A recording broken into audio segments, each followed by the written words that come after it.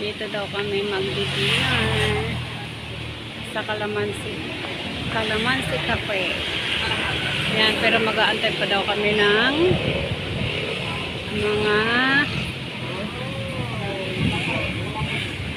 30 minutes. Pero nakabook na kami. Pero pwede daw maaga. Kaya pumunta na kami. Galing kami ng church.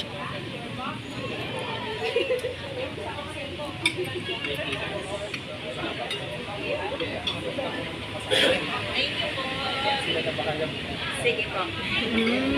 Filipino din pala ang ano dito. Waitress. Taga-serve. Hindi ko alam kung saan kami kakain. Kung sa loob o dito sa labas.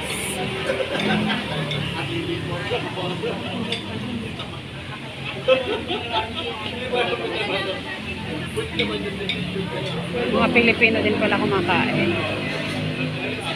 Ito yung mga kasama ko.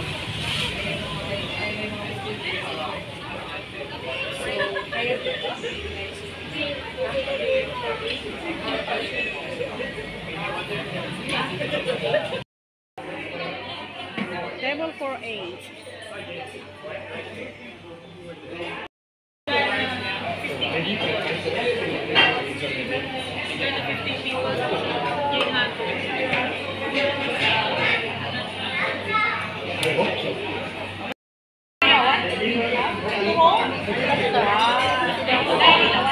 Okay, pa naka-decide tila do mga order yo. Naka-live ka.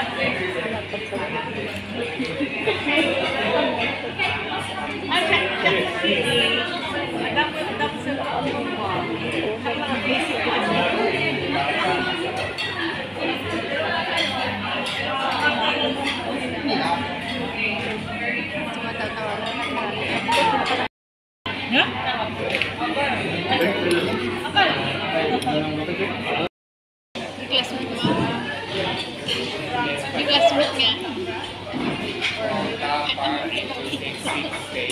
Classmate data.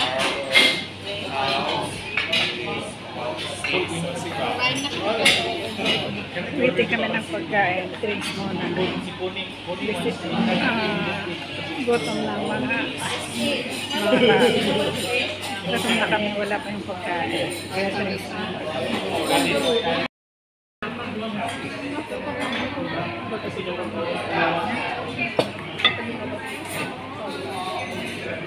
Pasensya na kayo.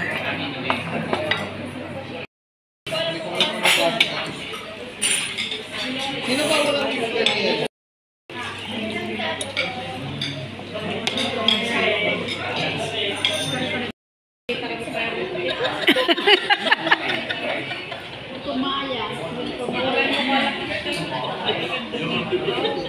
Nagpaplano na naman sila sa New Year kung saan kami mag-celebrate kung kaninong bahay.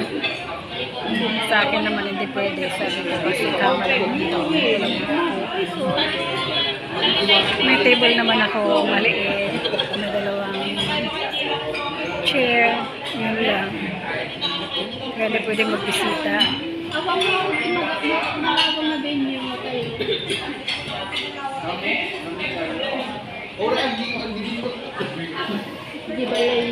Awan tong wala maturog. Awan ti maturog mo kanya, Brian. Anak ko mamagmahan nyo at ikadayon na dahil makalamansi sa mga anak. Super laki. Ikadayon na sa mga anak. Giant halo-halo. 145 dayti eh. No, ito. Ingam no. Solo. Grabe. Kahit hindi ka nakakain. Anak, ang una naman tatay kinakul.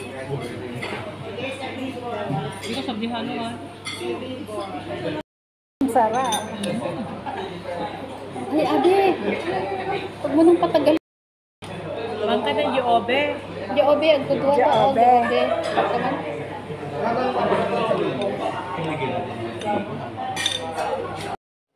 Ito po, tapos na po kami kumain. Hanggang sa muli po. Thanks for watching. Bye-bye.